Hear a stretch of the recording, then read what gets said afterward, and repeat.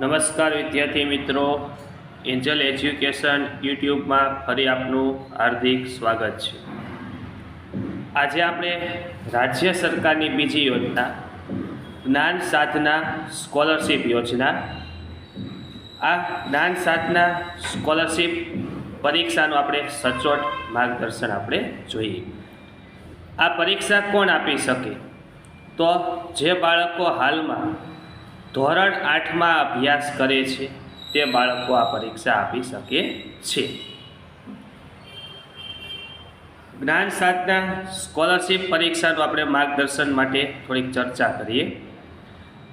તેનું ટૂંકું નામ છે GSSE લાયકાત। હવે આ પરીક્ષા કોણ આપી શકે?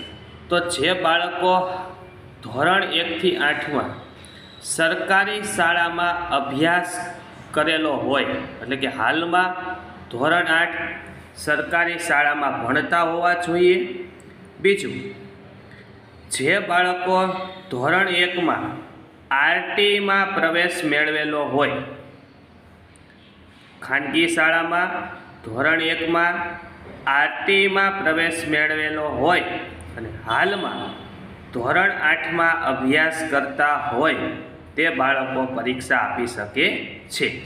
ઘણીવાર તમે વોટ્સઅપમાં, ફેસબુકમાં, યુટ્યુબમાં જોયું હશે કે ધોરણ 8ના બધા બાળકો માટે સ્કોલરશિપ।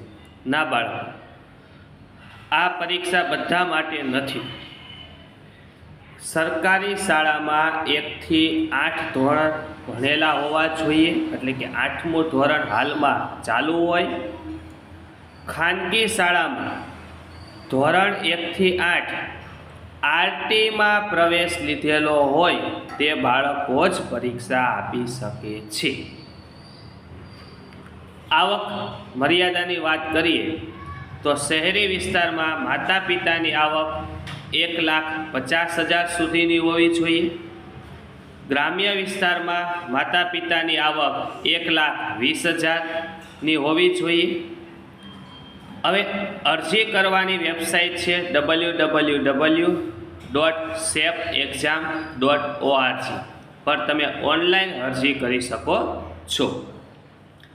અરજી કરવાનો સમયગાળો આવી ગયો છે 29/1/2024 થી 9/2/2024। પરીક્ષાની તારીખ 31/3/2024। પરીક્ષાની ફી નિઃશુલ્ક, એટલે કે તમારે અહીંયા પરીક્ષાની ફી ભરવાની રહેતી નથી। પરીક્ષાનું માધ્યમ ગુજરાતી અને અંગ્રેજી જે તે વિદ્યાર્થીએ અરજી દરમિયાન જ પસંદ કરવાનું રહેશે। હવે આપણે વાત કરીએ પરીક્ષાના માળખા ઉપર, તો અહીંયા તમારે 120 માર્ક્સનું પેપર હશે, તેમાં 120 પ્રશ્નો હશે, દરેકના 1 માર્ક્સ હશે। પરીક્ષાનો સમય 2.5 કલાકનો રહેશે। હવે આપણે તેની પેપર સ્ટાઇલ ઉપર વાત કરીએ તો કઈ રીતની પેપર સ્ટાઇલ હોય છે? તો અહીંયા પેપરને 2 ભાગમાં વહેંચવામાં આવેલું છે। પહેલો ભાગ મેટ, એટલે કે બૌદ્ધિક યોગ્યતા કસોટી। બીજો ભાગ સેટ, એટલે કે શૈક્ષણિક યોગ્યતા કસોટી। આ 2 ભાગમાં પેપરને વહેંચવામાં આવેલું છે। એમાં પહેલો ભાગ જે મેટ છે એ 40 માર્ક્સનો રહેશે, એમાં 40 પ્રશ્નો હશે।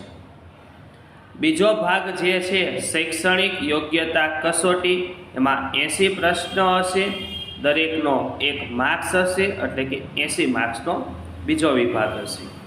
આ જે 80 માર્ક્સનો જે બીજો વિભાગ છે એનો અભ્યાસક્રમ ધોરણ 8ના બંને સેમેસ્ટરનો રહેશે।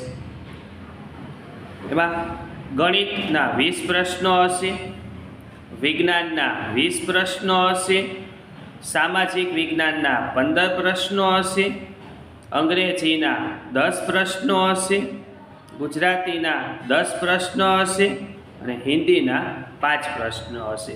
આ રીતે 80 માર્ક્સના પ્રશ્નો હશે।